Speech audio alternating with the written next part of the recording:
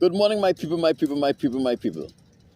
My name is Chief Strongblood, St. Vincent and the Grenadines' favorite and most hated son.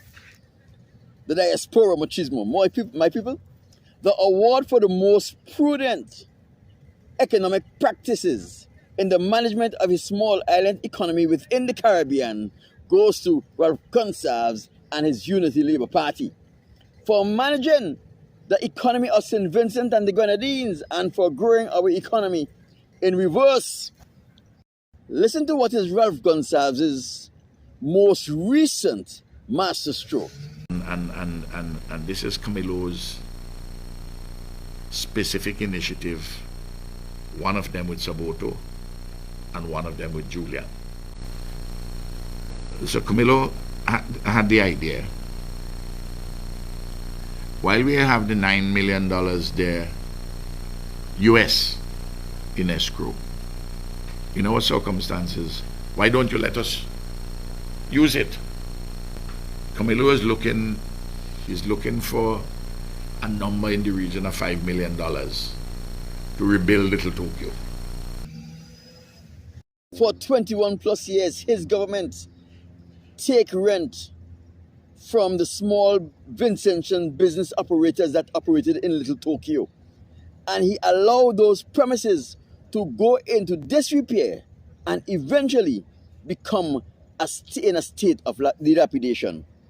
Between the years of 1993, 94, 95, and 96, the James Mitchell administration tried to curb the rapidly increasing street vendors situation in St. Vincent and the Grenadines. At this time, the main complaint of the vendors was that they had family to take care of, they had bills to pay, and they were unemployed.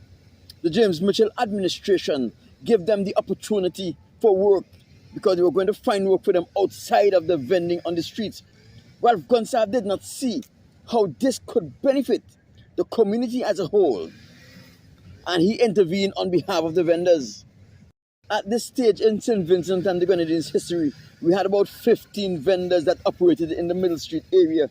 We had about 6 to 8 vendors who operated in Little Tokyo. So this was a very easy problem to take care of. When Ralph Gonsalves imposed himself into this situation on behalf of the vendors, he used the argument it is a fundamental human right for an individual to be able to make a living in the land of their birth in their country, and which is correct. But everyone is required to make a living within the confines of the law, of the land. You can't go outside of the law and say you're going to make a living. This is for the drug dealers, the thieves, and the other people. But if you are going to carve out a lawful living in the land of your birth for yourself and for your family, you have to do it within the confines of the law.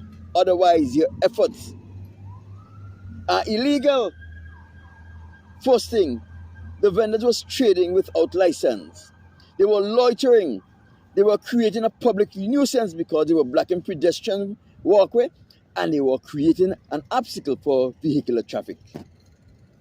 Now, Ralph Gonsalves and Camilo Gonsalves want to invest $5 million in rebuilding Little Tokyo, an area of Kingstown, St. Vincent, the capital, that they have ignored and neglected for over 20 years. And for that 20 years, they have been dishonestly accepting and receiving the rents of those small Vincentian business operators that operated there.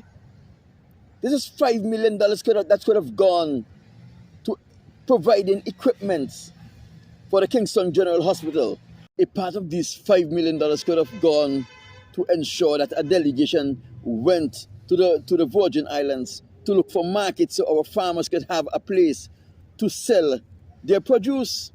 A part of this $5 million could have gone into research so our farmers could come up with a better way to produce their produce at a cheaper cost. Part of this $5 million could have been disbursed into small grants to young Vincentian male and female so that they can get involved in small business enterprises, so that they can go to a place where they can learn a trade and come back to be productive citizens of St. Vincent and the Grenadines. We'll take a look at Ralph Gonsalves' artistic creation. Look at the dilapidation that is created within St. Vincent and the Grenadines. That is as a result of Ralph Gonsalves' intervention to prevent the government of the day from cleaning up the country, putting a stop to the unlawful vendoring that was happening in the early 90s. Look at the side of the Parliament building. Look at the side of the courthouse. Look at the condition of this place.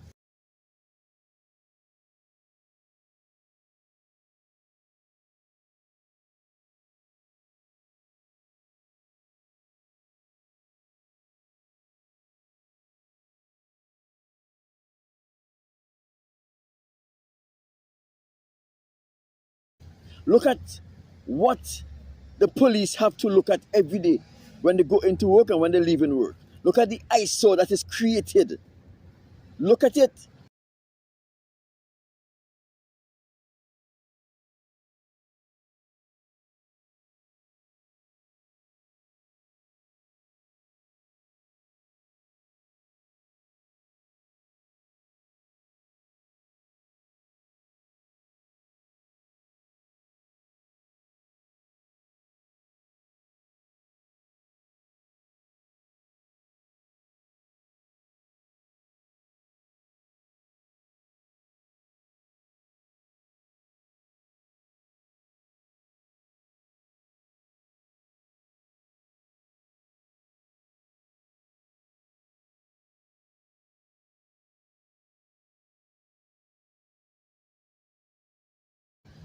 And look at the top of the market. This is a vegetable market.